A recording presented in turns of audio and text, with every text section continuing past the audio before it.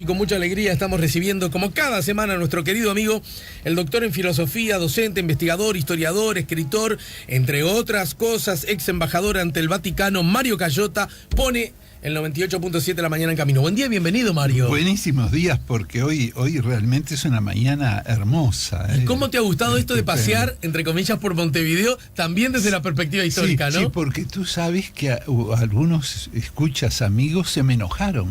¡Epa! Sí, en broma, naturalmente, porque me reclamaron. Y tenían razón, tenían razón en su rezongo.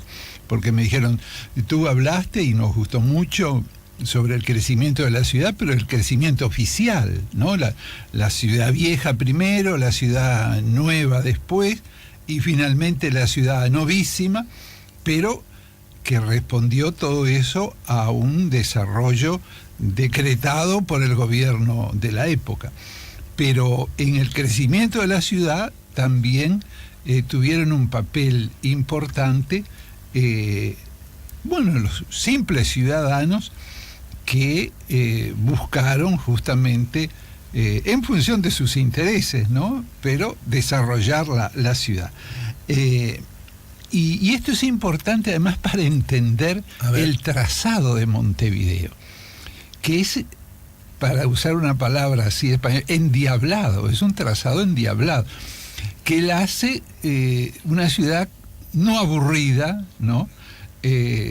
Muy entretenida por las calles, ¿no? No es una ciudad como otras que tienen un trazado en damero, ¿no? ¿Y esto por qué es? Bueno, esto ocurre porque los distintos barrios de Montevideo se fueron generando a impulso de determinadas necesidades y no en función de un plan. Si nosotros, por ejemplo, vamos a la ciudad de La Plata, en la Argentina, una ciudad creada por decreto, ahí prácticamente el diseño es geométrico, ¿no? La famosa ciudad de las diagonales. De las diagonales, exactamente, ¿no? O incluso, si vamos a la actual capital a Brasilia, ¿no? Lo mismo, ¿no? Que entre paréntesis es una ciudad un tanto aburrida, ¿no? Brasilia. Además con una rara distribución. Por un lado es hermosa, ¿no? Pero por el otro lado es extraña porque, por ejemplo, todos los bancos están en un determinado barrio. Uh-huh. Las farmacias en otro, ¿no? Los llamémosle supermercados en otro, ¿no? Es decir, no hay variedad, ¿no? Y Meyer la hizo, ¿no? Sí. Y respondí, lo que es hermoso, sí, es, hay edificios hermosísimos, y la catedral, por ejemplo, es uno de ellos, ¿no? Y no deja de ser hermosa, ¿no? Pero, como diría Juseca, cuando criticaba algo después de elogiarlo, pero tiene eso, ¿no? Bueno, pero volviendo a los barrios de Montevideo, yo creo que lo primero que tenemos que hacer es pensar en las por entonces llamadas sociedades de fomento. Ahí se crearon muchas, lo que hoy conocemos como inmobiliarias, ¿no? Con el propósito de vender, rematar en zonas que no existía nada y crear ahí un barrio. De manera un poco así, a lo pirata, ¿no?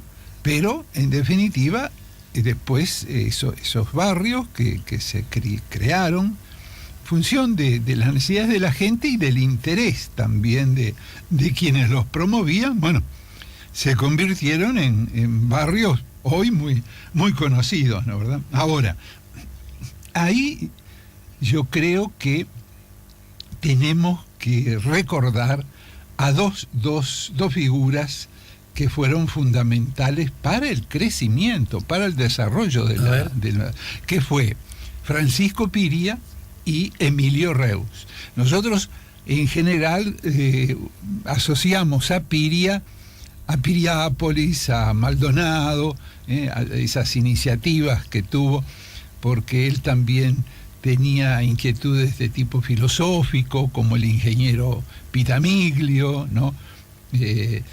Impulsados por una filosofía alquimista, esotérica, pero no tenemos muy presente cómo Piria contribuyó al desarrollo de la ciudad de Montevideo, a su crecimiento urbano. Piria había nacido en Montevideo, era uruguayo, y ahora cumplirían años, porque él nació el 21 de agosto de 1847, 21 de agosto. Y desde muy joven él se destacó por un espíritu, diríamos así, emprendedor, ¿no? Se había instalado con una tienda de remates, ¿no? Allá en la Ciudad Vieja, en el callejón del Mercado Viejo, ¿no? Cerca de lo que quedaban, los restos de la Ciudadela, ¿no? Sí. Porque la Ciudadela, como comentábamos la vez pasada, diríamos así, fue, para hablar en lenguaje marítimo, fue siendo desguazada como los barcos de a poco, ¿no? De a poco. Era tan grande, unas paredes tan gruesas que llevó su tiempo. Ahora, ahí había puesto una tienda y después se trasladó a 18 de julio, que era una calle flamante, ¿no? Recién inaugurada. Y ahí vendía y sobre todo remataba. Le gustaba mucho el remate. Bueno, las más variadas mercaderías. Ahora, le fue muy bien a Alejandro y hizo dinero, se convirtió en un hombre de fortuna. Pero tenía otras expectativas Piria. Entonces, no cambió de giro, siguió rematando, pero ahora, en vez de baratijas, empezó a rematar tierras. Claro, era un hombre sumamente perspicaz y eso le hizo comprender que la ciudad crecía. Tú pensás, Alejandro, que durante las últimas décadas, ¿no? del siglo XIX, se calcula que llegaron más de 100.000 inmigrantes al Uruguay. 100.000 inmigrantes. A partir un poquito más. O sea, una proporción gigante. Gigante. La mayoría italianos, también había españoles, croatas, rusos. Estamos hablando a partir después de la Guerra Grande, o sea, 1851, bueno, ahí empieza el aluvio. 1860, 70 y sobre todo explota en el 80, ¿no?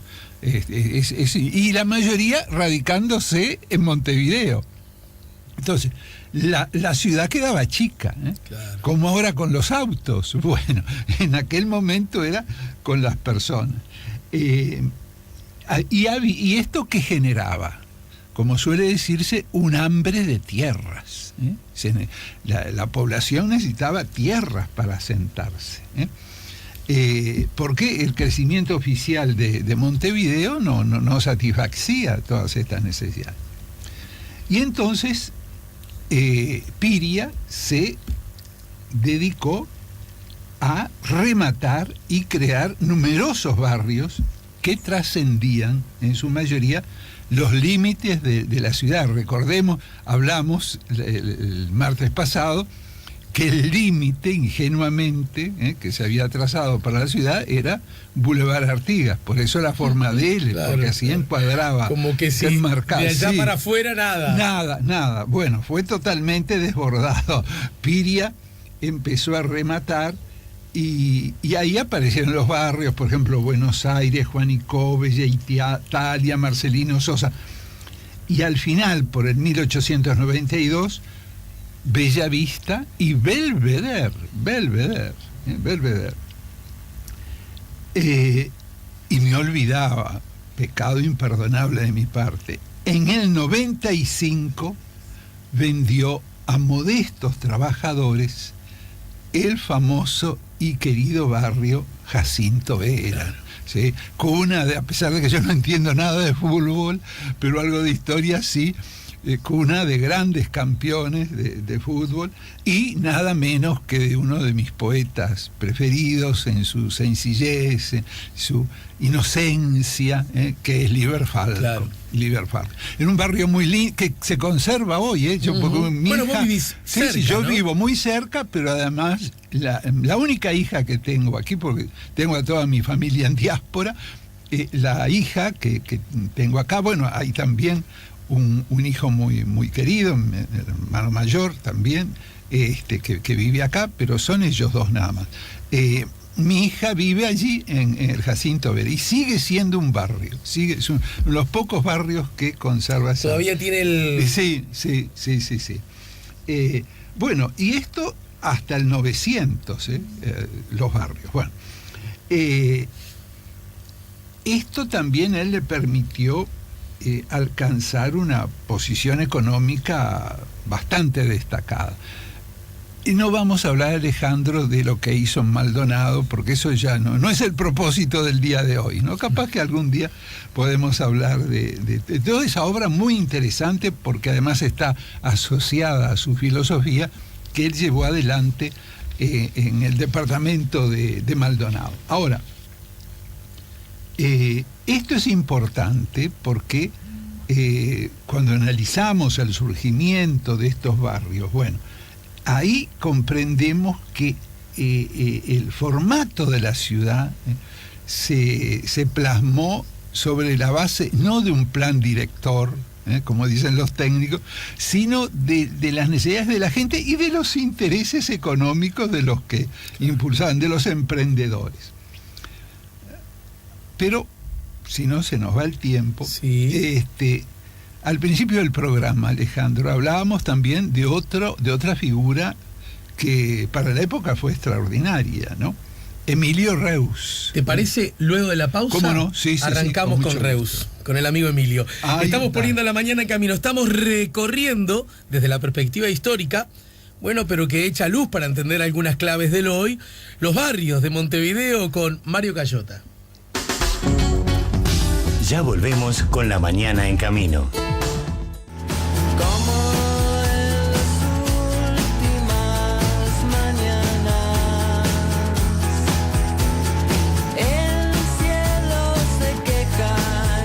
En el último tramo de esta recorrida por los barrios, esta propuesta que nació de algún modo la semana pasada con Mario Cayota, cuando nos habló de Boulevard, el trazado de la vieja ciudad, de la nueva ciudad, de la novísima ciudad. Bueno, ibas a hablar del amigo Emilio. Y los vecinos que te escuchan, bueno, los vecinos del complejo. Un beso cariñoso a ellos. Si no se me van a enojar, que son unos cuantos. Y les tengo cariño además y cierta envidia, lo admito, porque viven en un lugar muy lindo, ¿no? Muy lindo, muy bien lindo, ubicado, siempre digo, y sin embargo tiene como esa peculiaridad de estar como al margen de, porque la contaminación Boulevard, que quedó muy linda con la reforma, también lo dije el otro día, el tránsito ahora es más fluido, cierto, imagino que también para ustedes debe ser más cómodo. Sí, sin duda. El retiro que tienen en el Parque del Medio, la calle paralela a Boulevard por atrás, que parece también otro mundo, no sé, hay como una serie de... Sí. Y los vecinos, los cooperativistas. Y primero las personas. Bueno, cuando uno va por Boulevard no lo advierte tan fácilmente la calidad de las personas. Es verdad. Yo hace 42 años soy fundador que estoy ahí. Bueno, muy bien. Entonces, íbamos a hablar de Emilio Reus, que es un personaje muy singular, Alejandro, porque era abogado y además doctor en filosofía. Y uno no entiende mucho cómo, es un prejuicio, ¿no?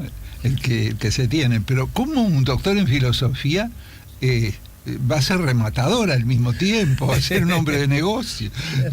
Sí, suena raro, sí. Suena raro, pero él lo fue. Y durante mucho tiempo le fue muy bien. Bueno, él era un hombre acaudalado, él era español, había nacido en Madrid, madrileño, pero era un hombre de muchas iniciativas, muy emprendedor, y si bien provenía de una familia de fortuna, por los negocios que hizo en Europa, arriesgados, todo, a veces le fue muy bien y otras veces terminó en la quiebra, razón por la cual se vino para acá. ¿Y cuál es, diríamos así, lo que aquí lo va a destacar desde el punto de vista urbanístico. Bueno, dos barrios fundamentales y muy conocidos de nosotros, que están en la historia de la ciudad, yo diría que en la historia del pueblo uruguayo. Y son el barrio Reus al norte, menos conocido como barrio Reus, es el barrio que está muy cercano, lo digo con mucho respeto, al barrio de los judíos, judíos, ¿no? Y el barrio Reus al sur, eran dos grandes barrios, macizos, ¿no? Eran como lo que hoy diríamos un complejo edilicio. El barrio al norte, bueno, ocupaba 18 manzanas, era más de lo que hoy es, y en las cuales Reus construyó 530 casas. Era un verdadero barrio, un pueblo, más que un barrio. Sí. Y en esta obra, para tomar conciencia de la magnitud de lo que esto significó, bueno, llegaron a trabajar 2.000 obreros. 2.000 obreros trabajaron en el barrio, que hoy ha perdido mucho de su perfil, ¿no? Pero que conserva todavía muchas de sus casas. Debemos decir que él se inspiró para el estilo arquitectónico, para la construcción de estos barrios, en el modelo francés. De ahí las famosas buhardillas que tiene. Si uno va al barrio Reus al norte, que es el que queda, y lo observa, lo analiza, va a descubrir siempre que la casa, diríamos así, los apartamentos rematan siempre con una especie de buhardilla al estilo de las casas francesas, ¿no? Sí. Y luego estaba el barrio Reus, al sur. Este se encontraba formado por dos manzanas cortadas, por la calle Ancina, no Encina, que estaba cerca, no hay que confundir. Encina, que viene de Nuestra Señora de la Encina, un viejo buque que quedó varado aquí, y Ancina. Acá el barrio, que eran dos manzanas, estaba atravesado por la calle Ancina. Y se ubicaba, ¿dónde se ubicaba? Bueno, entre las calles, para ser preciso, los escuchas más o menos lo ubican, sobre todo por lo que voy a decir después, pero para ser preciso se ubicaba entre las calles Isla de Flores y San Salvador. Esos eran los límites, diríamos así, horizontales. Y las calles Minas y Tacuarembó, hoy Lorenzo Carnelli, bueno, como límites verticales, claro, entre Minas y Tacuarembó. Porque, atención, no hay que confundirlo, el barrio sur, no hay que confundirlo con el barrio Palermo. Se confunden, se llamaban indistintamente, pero el Palermo estaba más hacia, diríamos, Isla de Flor, por donde sobre todo hoy desfilan especialmente las llamadas, ¿no? Ahí estaba el barrio Palermo, ¿no?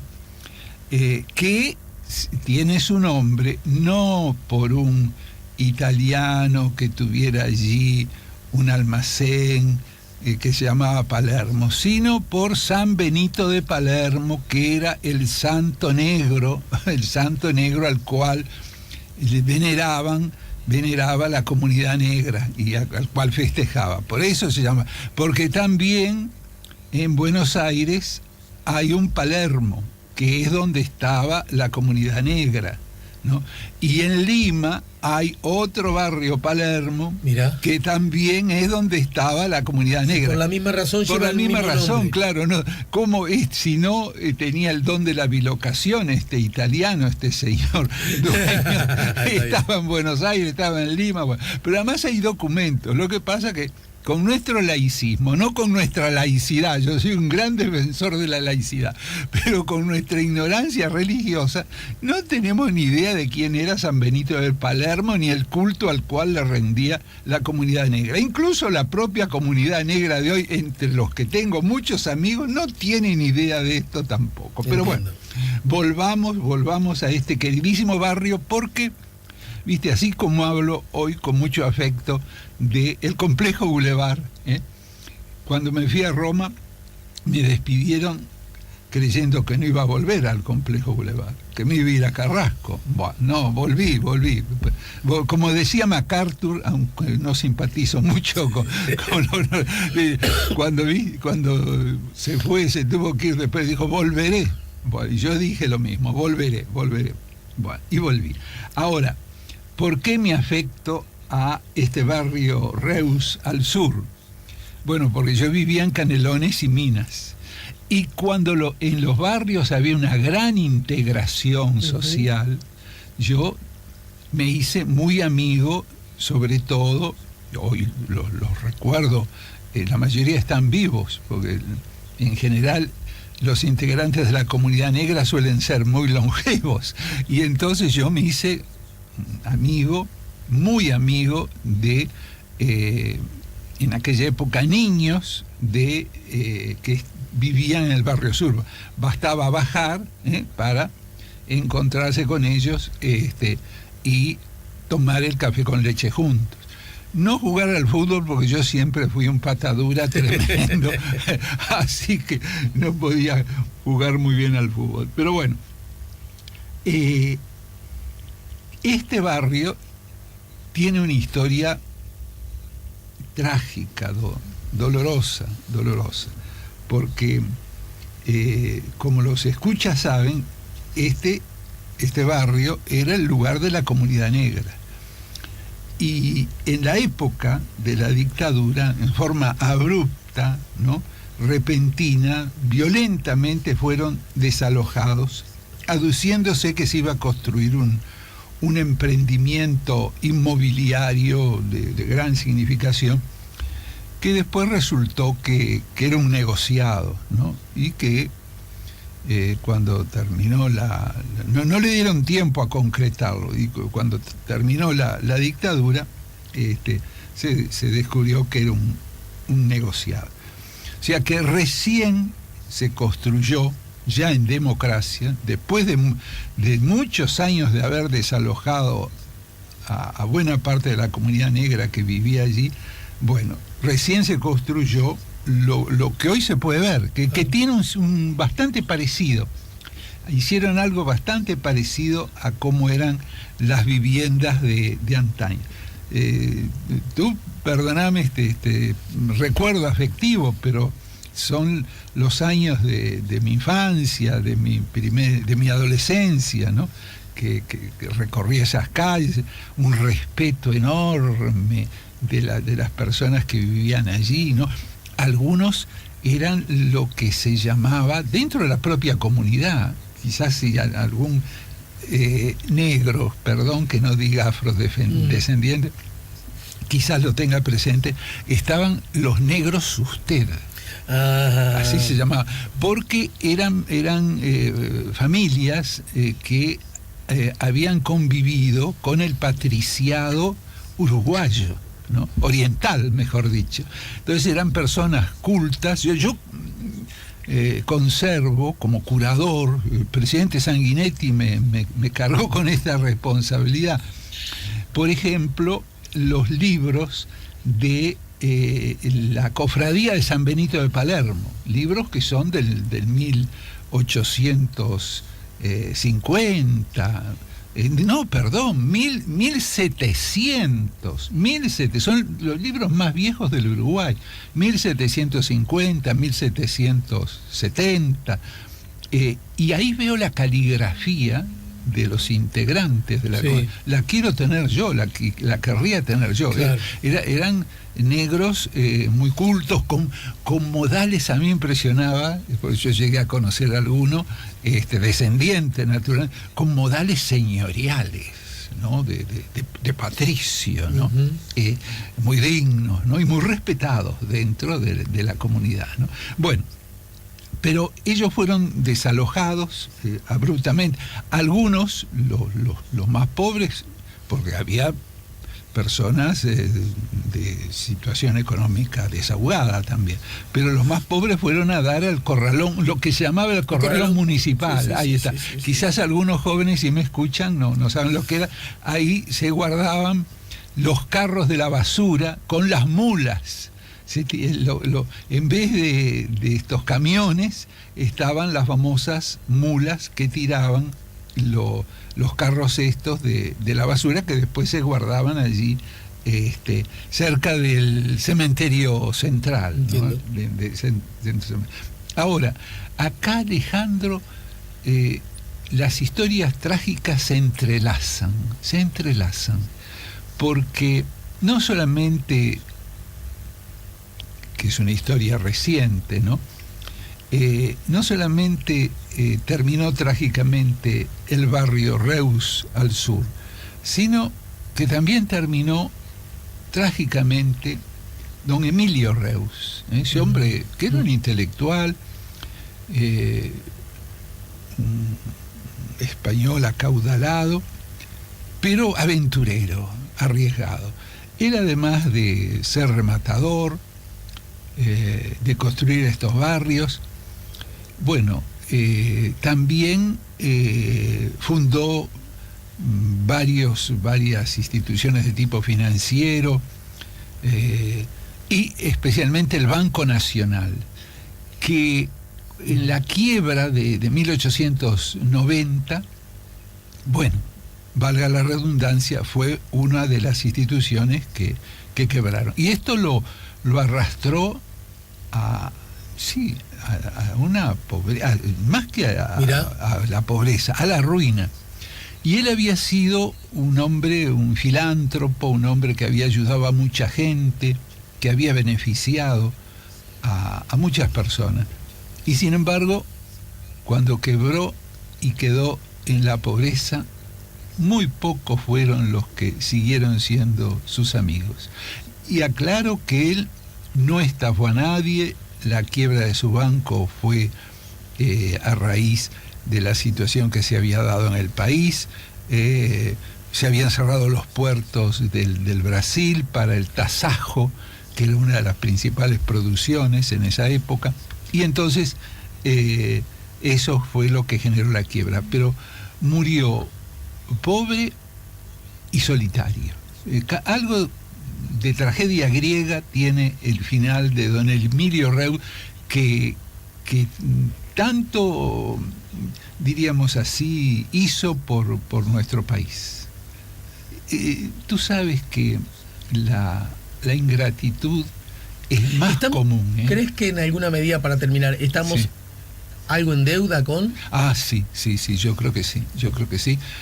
Claro, hoy no se puede del todo apreciar esto porque uno de sus barrios está muy transformado, ahora es una zona comercial, y el otro, bueno, diríamos así, se destruyó totalmente, ¿no? Pero era allí, había una comunidad que generó una cultura, y a la cual también le debemos mucho, ¿no? ¿Verdad? Y él además, diríamos así, con sus instituciones económicas y financieras, más allá de los barrios que construyó, también contribuyó mucho al desarrollo del país, don Emilio Reus. Sí.